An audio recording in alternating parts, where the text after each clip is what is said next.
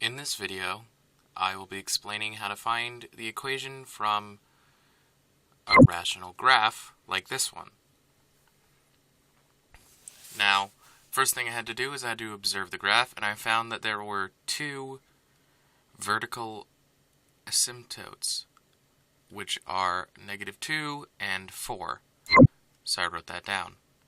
Now, there was no obvious horizontal asymptote, so I said that there was not one.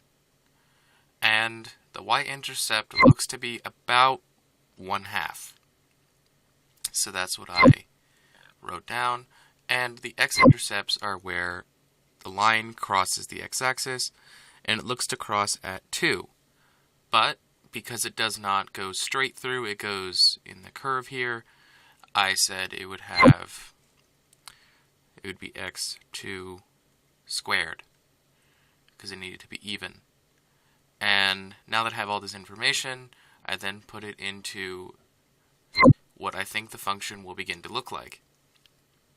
So, we had y equals a times x minus 2 squared, and then we have x plus 2, x minus 4, which you can see is actually the reverse of those because that's what we need for the zeros.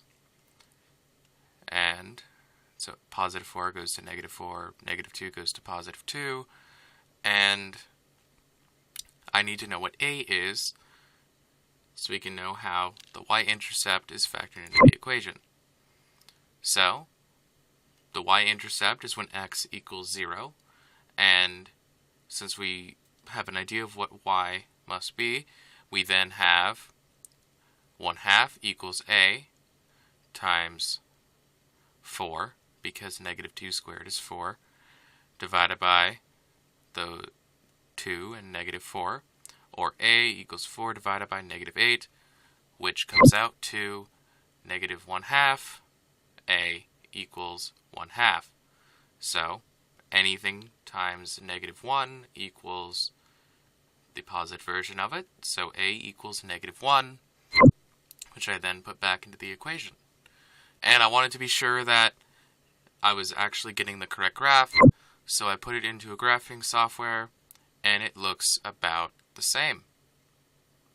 Because if we look here, we see that it crosses at 2 and at 1/2, and then we look back at the graph, crosses at 2 at 1/2.